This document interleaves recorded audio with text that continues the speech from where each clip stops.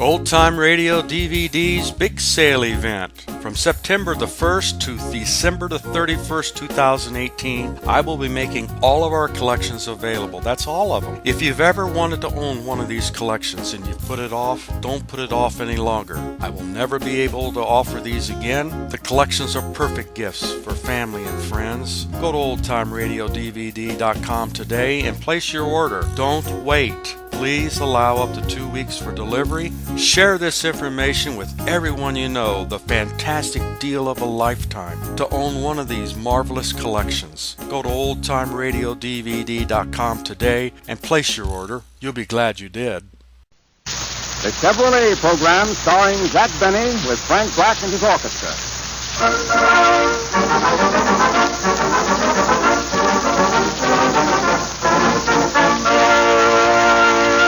Frank Black opens the program with the start of the big parade.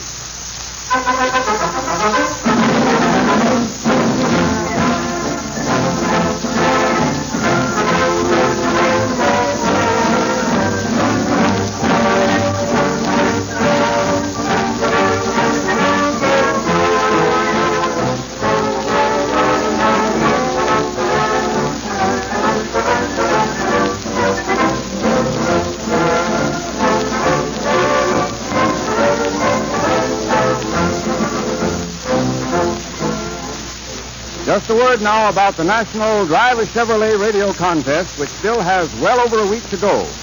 This contest features the giving away absolutely free of 30 new Chevrolet cars during April.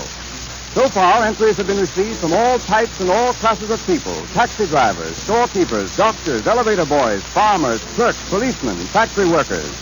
And one of the most interesting things about the entries already received is the way so many people emphasize Chevrolet economy.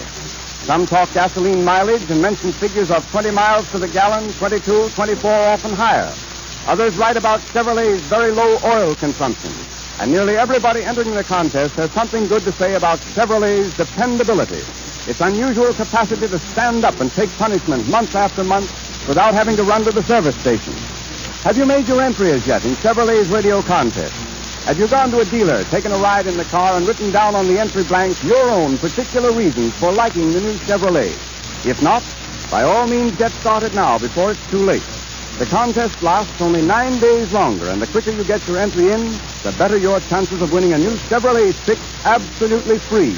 Incidentally, later in the program, we shall announce the names of 7 persons who have been chosen as the winners of the free cars given away during the past week. Listen for this announcement.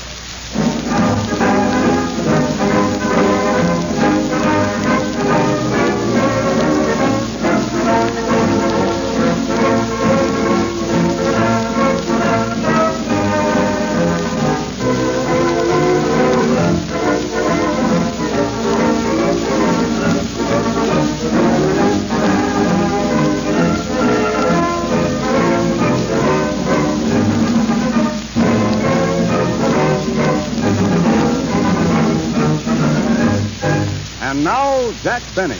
Hello again. This is Jack Benny, the Earth Galloper, coming to you with all the late news events through the courtesy of the Friday Evening Poll. All the news that's print to fit, or flip to print, or fit to flip. The news that gets in your hair and comes to you by hair mail, telegraph, Gable, Beery, and Crawford. This is the April of Time talking. You mean the march of time? This is April, Mary. Okay. All right, Frank, let's go. London, England, April 19th. George Bernard Shaw lands here today, and 2 stowaways leap from his beard. When asked what they were doing in Shaw's beard, they said, believe it or not, we're working on reforestation. You know, folks, taking out the old roots. Oh, well. Poughkeepsie, New York. Smith Brothers say they will sue Bernard Shaw for copyright infringement and make him cough up. Mr. Benny, huh? Weekly report from Bombay, India. Mahatma Gandhi missing 4 days and found disguised as a chocolate Easter egg. April 19th. Baseball season starts here with a bang. Pitcher throws first ball into government building, putting 3 officials out. 2 hits, 5 run, and President seen looking at timetable. Nome, Alaska, April 20th. Cuban president arrives here safely. Local baseball news, Benton Harbor, Michigan. Barbers College, trim house of David Team. Score 6-5 or 7-5 with hair time. Shanghai, China. Baseball season opens here at Toulouse. First game held at Yangtze Stadium. Yangtze beat 1 White Sox. Babe Ruth Socky home run. Glasgow, Scotland. Jigsaw craze rapidly catching on here. Local stores selling one-piece jigsaw puzzles. Hollywood, California. Greta Garbo arrived here today. When informed of new salary cuts, she laid off 3 chiropodists. Cannes, France. A little late with that laugh, fellas. Cannes. Former mayor James J. Walker of New York wed Betty Thompson, musical comedy star. Jimmy Wright's new song entitled, Will You Love Me in December as You Did in France? They will occupy a villa on the Riviera. Oh, Jack, What? I know a song about Riviera. What is it? Riviera here, please go sweet, sweet, sweet on... Ouch! Rome, Italy.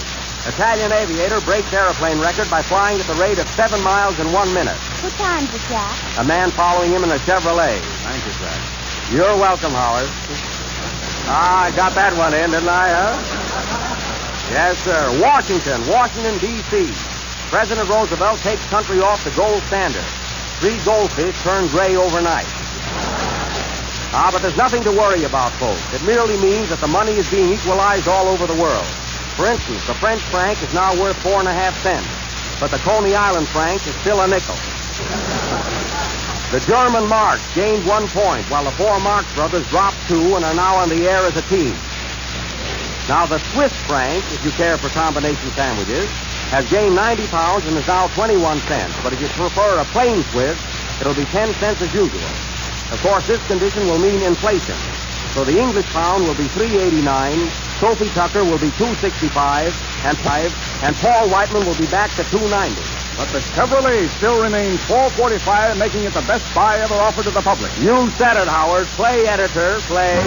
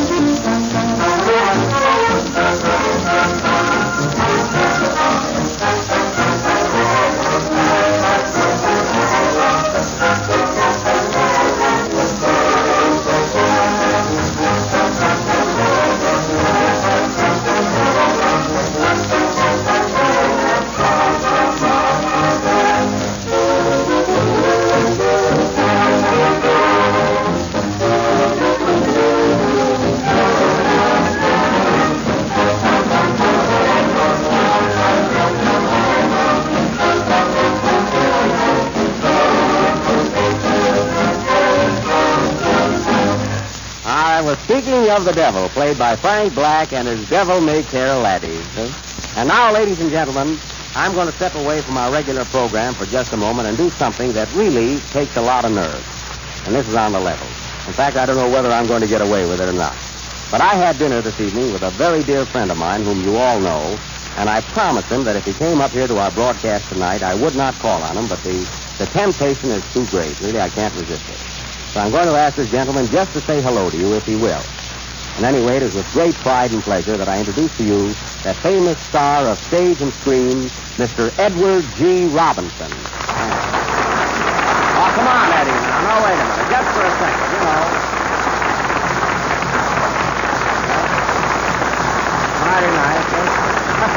You nervous? You nervous? Right back on your word. All right, Jack, but you lied to me. I know. I couldn't help it, Eddie. Really. Well, ladies and gentlemen, this is as much of a surprise to me as I know it must be to you. Nevertheless, I'm very happy to have this opportunity to say hello to my friends and to thank them for their good wishes on my having become a father. Oh, yes. I forgot about that. Say, Eddie. Huh? Say, Eddie, listen. Eddie, why didn't you bring the kid along up here? You should have done that, you know. Oh, no, Jack. I'm bringing that boy up right. Yeah, right. And that little nursery of mine, I Yes. set up a shooting gallery. Oh, I see. And this is his hour for target practice. Oh, already, I see. You're starting that already. Well, look at Eddie. Eddie, one thing you say, I want to ask, I know you're dying to sit down, but I want to ask you one thing. What character, I really want to know this, I know a lot of people do, what character do you like best to play on the screen? Well, now, I'll tell you, Jack. What? You ought to see this kid of mine. I know. No, really. He gets up every morning. I know, and Eddie, whimpering really. I and all- appreciate that, Eddie, yes, but look at what I meant to ask you, I mean, what character do you like to play on the screen? Well, Jack, and this kid's bright. Really? Not because he's mine, but everybody that comes in contact with him will tell you the same thing. I know. You know, he spoke his first word yesterday. Really? What did he... And what do you think he said? What? Gaga. No kidding. Huh? Really? Gaga? No kidding. I can't, huh? Yeah, I know What? it sounds silly. It isn't the word, just Gaga, but it's the thought that he puts I behind know it. what yes, well, yes, I can see that. There must be a very sweet thought connected with Gaga. Yes, I can see that, yes. The essence of it. I know, but look at Eddie. Oh, you're ad-libbing, eh? Now look at Eddie. No, wait a minute. No, really, but I'm serious about this. What character do you like to play on the screen? What character? That kid can play any character. I know, Eddie. Well, I got into this. Well, that's I'll what- tell you, Jack, What? if you're going to pin me down to that, What? there's no character I'd rather put in the part of a father. Well, I don't blame you, Eddie. And thanks very, very much. It's Thank mighty, you. mighty sweet of you to come up here. Really, that was swell. Eddie, I want to tell you, really, this is the finest tribute that I've ever had paid. I really mean it. Jack, What? Jack, was that Eddie G. Robertson, the movie star? Yes, Mary. Oh, I think he's swell. You know, I saw him in a Shakespearean picture, Julius Caesar. Mary, you mean Little Caesar. Little Caesar. Oh, no wonder Cleopatra wasn't in it. Sit down, will you, Mary, please? Say, Jack. Oh, Jack, weren't you in Hollywood, too? Oh, sure, Frank. I was there 2 years. You know, I made about 15, about 17 screen tests. Yes, I did. They were... Well, didn't I see you in the Grand Hotel?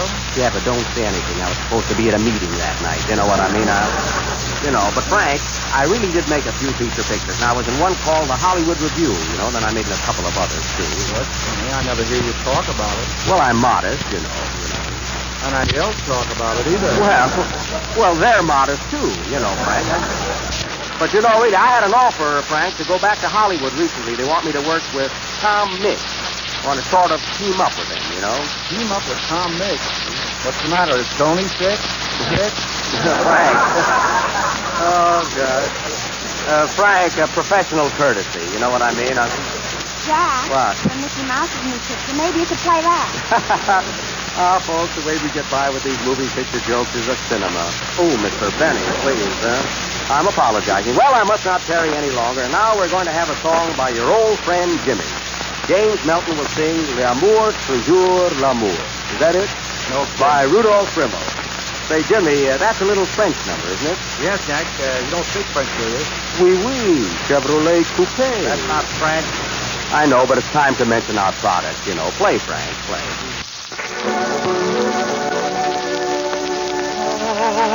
I found you at last. In my heart is a song. I dream of love in the past. I have waited for you so long. For all everlasting. Now my dreams will come true.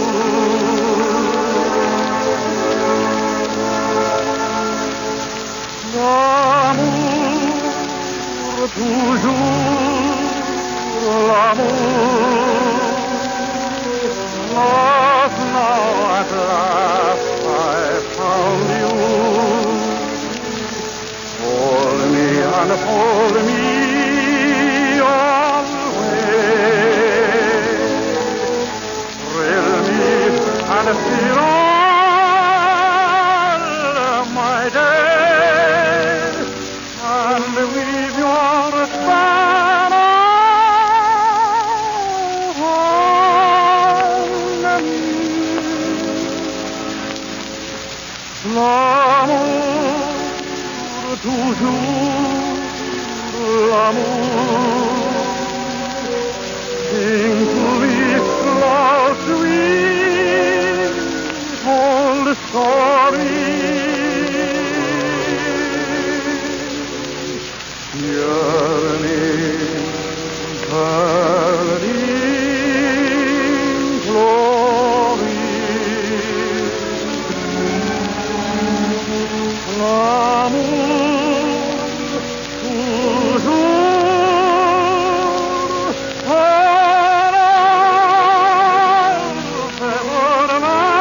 everlasting.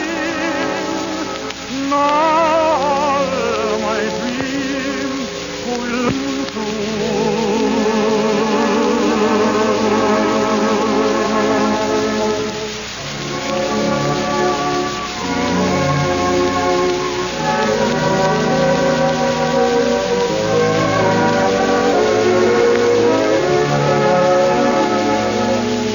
Hold me and hold me always.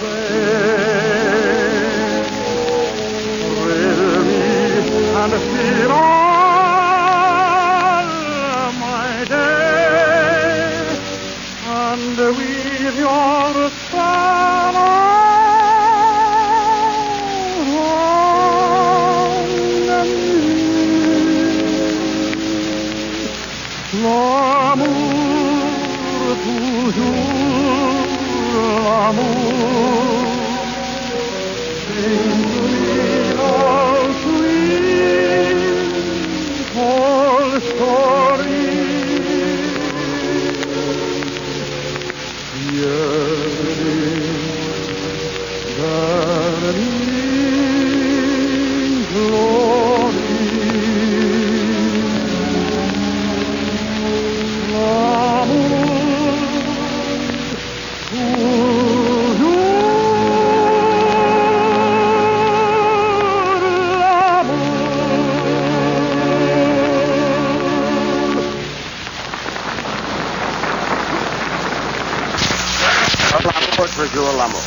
And now, folks, I know that a lot of you are sitting on the edge of your chairs waiting to hear if you won a car in the Chevrolet radio contest.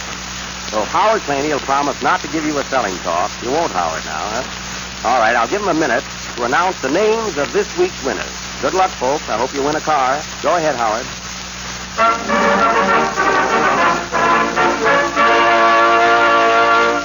The names of the winners of the free Chevrolet cars given away for the period from April 12th through and including April 18th. Are you ready? Well, first, Center Port, Long Island, New York. Gordon McRae. Second, Frederick, Maryland. William D. Bowers. Third, Minneapolis, Minnesota. S. H. Peterson. Fourth, New Orleans, Louisiana. D. G. Dumas. Fifth, San Francisco, California. Mrs. William Liza. Sixth, Rosedale, Mississippi. Miss Patty R. Sanders. Seventh, Manistee, Michigan. Mrs. Elizabeth Dudley Matson. Congratulations. Now, all that you winners have to do is visit your Chevrolet dealers, pick out the body type you want, and your car will be delivered to you absolutely free with the compliments of Chevrolet. Next week, another group of winners will be announced. So if you weren't so fortunate tonight, maybe your name will be announced next week. Listen in and see. Well, Howard, you made quite a few people happy tonight. And now, ladies and gentlemen, we have another big surprise for you. This evening, we are going to present that great heart-throbbing drama, the play that made your parents weep and your grandparents cry. That old masterpiece, Why Gals Leave Home. Now, we don't guarantee to make you cry tonight, but you will at least be sore. And as we cannot hand out programs, I will announce the cast. The part of Nell Weathersby, the daughter, will be played by Mary Livingston. Felicia, the mother, by Blanche Stewart. Mr. Zeke Melton will appear as the lover. Pete Claney, the villain, while I, Jack Lewis Stone Benny, the father. Now, the first scene is in the old homestead, a garden in the front, a garage in the back, and 2 letters from the landlord on the stoop. Before the play goes on, we will have a little overture by the orchestra. Okay, Frank.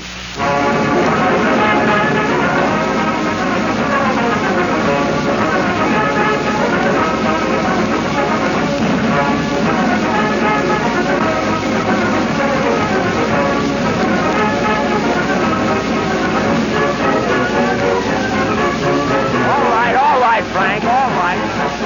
Okay, all right, Frank, never mind. All right, Frank, that's enough, Frank. All right. It's been the first 2 acts, I think. And now for our play, Why Gals Leave Home. The first scene is in the kitchen of the Weathersby house.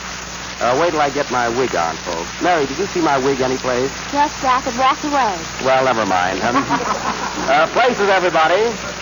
Music, Frank. Curtain.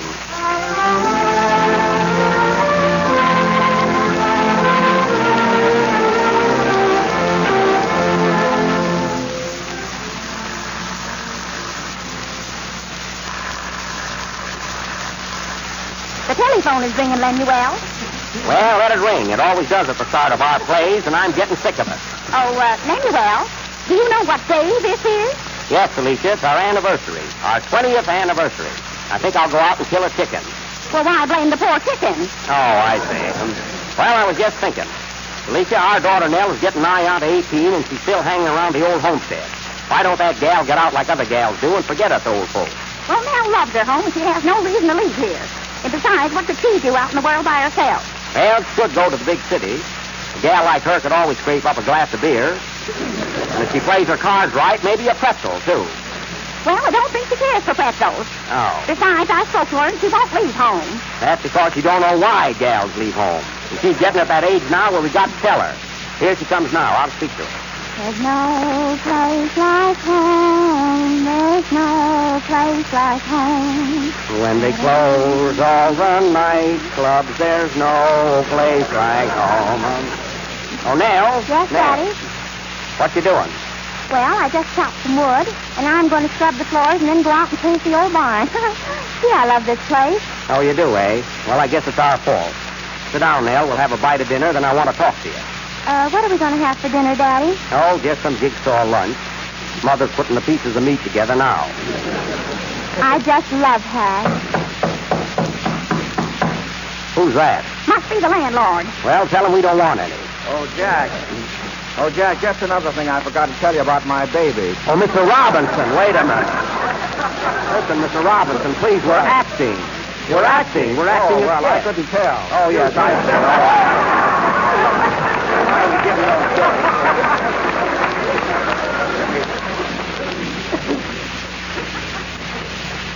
Hello? Hello? It's for you, Nell. It's that Zeke Melton. He's been calling you twice a year. I think he's stuck on you. Hello. Oh, hello, Broken Hampton. Why don't you come up sometime? Nell. What's that? No, Zeke. I can never marry you. Never. Besides, I'll have to ask Father. Oh, Daddy, Zeke wants me to marry him. Well, it's all right with me, gal. He's a nice boy. Father said no, Zeke. What's that? You're coming right over? All right, goodbye. Hey, what's the matter with you, Nell, anyway? Why don't you marry Zeke?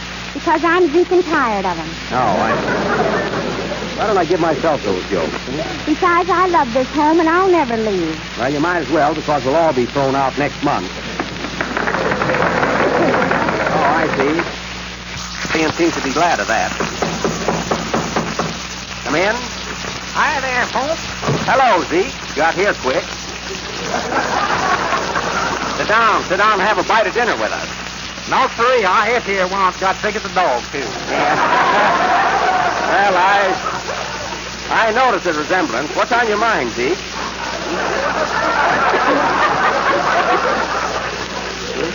Well, Mr. Weatherby, I'll tell you. I come here to ask for your daughter's hand. Yeah? I love Nell, and I want to marry her. Yeah? Now, do I get her or do I not? Well, take her, Zeke, and good luck to you. Uh-huh, so you're going to stand in the way, eh? Well, I'm going to fight till I get it. Say, Jimmy, are you reading the wrong lines? Lines or no lines, I love Nell. But Zeke, Now, listen, Nell. We'll have to elope. Be ready at 9 o'clock tonight, and I'll come to your window with a letter. You're supposed to whisper that, Zeke. Oh. Remember, 9 o'clock tonight. Hey, you better make that 10. I go to bed at 9. Okay. That's all right. Goodbye, Nell. I'd rather marry Dracula than that Zeke Melton. Well, you can't expect to get one of those movie stars. Huh? You better go to bed, Nell.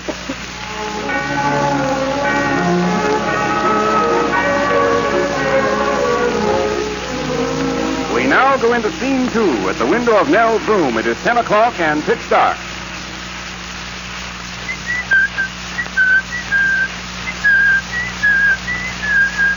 Oh, Nell. Is that you, Zeke Melton? No, it's me, Hank Black. Zeke couldn't come tonight.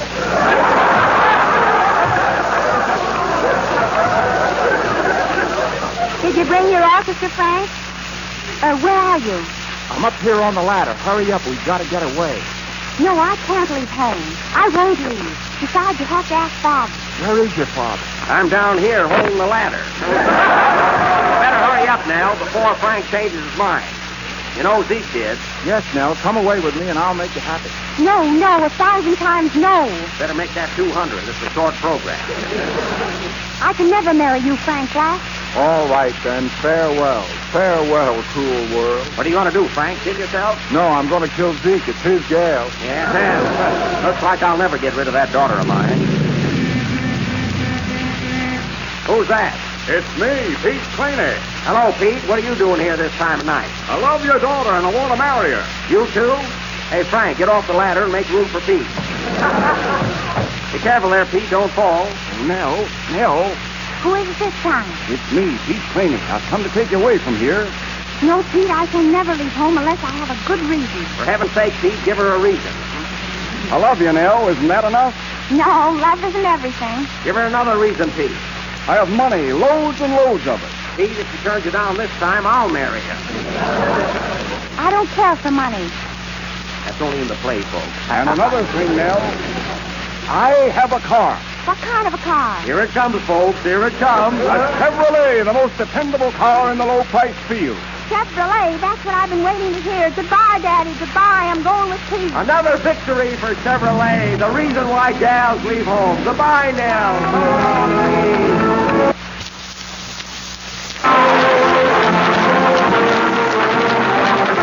That was Why Gals Leave Home. And next week we will play Why Gals Come Back. And now Mary Livingston Weathersby will sing It's Great to Be Alive.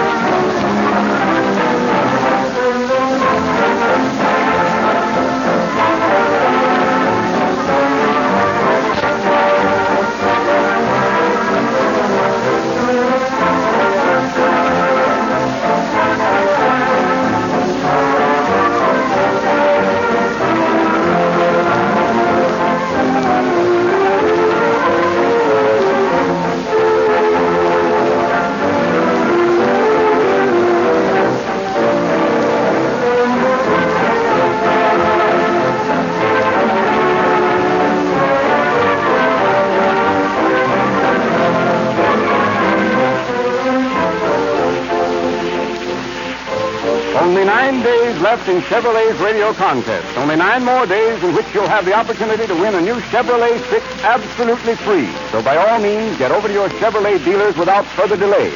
And remember, if you buy a new Chevrolet during the period of the contest and then win a free car, you have your choice of accepting either the free car or its equivalent in cash. Chevrolet offers every motor car buyer and every winner in the contest his choice of 11 big 6-cylinder models priced from $445 to $565 FOB Flint, Michigan. Sorry, Mary didn't have a chance to sing for you, but it's a little late now. And again, I want to thank Mr. Robinson for appearing on this program. I hope he makes me an offer for the picture rights of our plays. Well, let's go, Mary. All right, Lem. Jack's the name. Good night, folks.